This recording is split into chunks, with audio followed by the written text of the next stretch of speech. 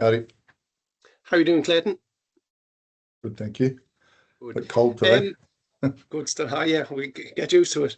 Um, Listen, you must have a good sense of satisfaction from the result at the weekend. How do you balance that between, making sure the players appreciate it for the value of the win it was and to deserve all the credit, and making sure that they don't let it sink in too much, that it quickly turns the focus to Connacht?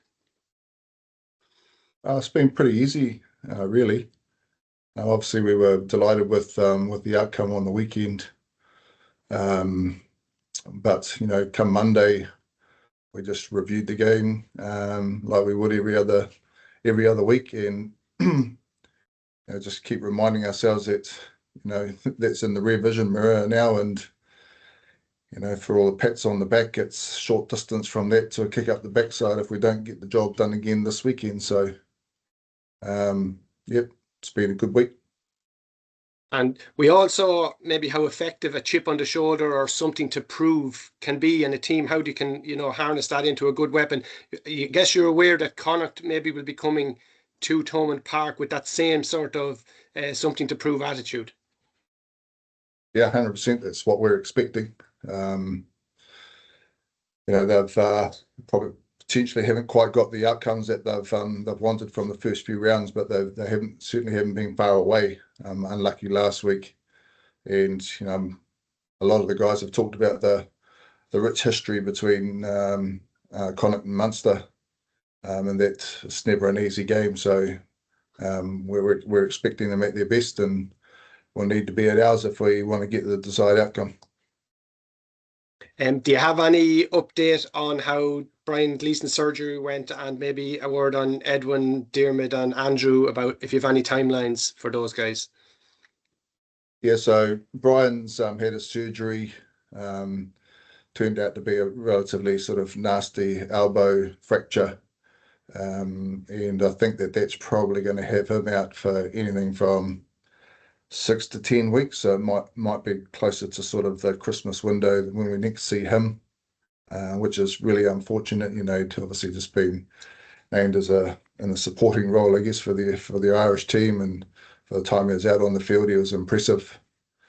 So that's a bit of a setback, but that happens in rugby, and we're grateful that we've got somebody with the experience of Gavin Coombs to come in and continue the good work that he's been doing. Um, Dogbo, he was just removed from the game at half time. Complained of a bit of dizziness, but he's bounced back pretty well. But given that given his sort of injury history, albeit that this is sort of more concussion related, then we probably don't anticipate using him until I think Stormers, when we sort of come back post the sort of the November test window, just to sort of keep him on ice a little bit. Paddy Patterson, same thing, presented really well after the game actually with his HIA. He was actually cleared, but after a couple of trainings, probably just felt a little under the weather. So again, no need to risk him and the young fella, Jaco Reardon. Jaco Reardon gets a little bit of a lick at it this week, and he's been a good young prospect, nipping at the heels of the others throughout pre-season and in the first part of the competition. Who was the other one that you talked about? Just Andrew Smith and Dermot Barron. Dermot Barron. Yeah, just neck strain. That's freeing up every day, so I don't imagine that'll put him out for a long period of time. Andrew Smith, he had a couple of things going on. He did a hamstring, and he's got an MCL injury on the other leg. So in the space of about 5 minutes, he had a few things go wrong, but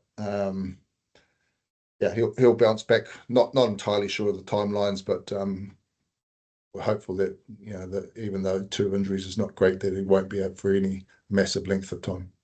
Very good. Just finally from me, you've started, or Munster have started to name their team on a Thursday. Usually we associate teams leaving it to the last minute so that their opponents can't do their homework on it. What's the thinking, the reasoning behind you naming it, 24 hours before you have to? Oh, that's just what I've been accustomed to doing. I would be surprised if a team, changed anything this close to the game based on a team release. I think there's lots of benefits. I think our guys just need to get their head in the right space, and just making that public nice and early, I think helps.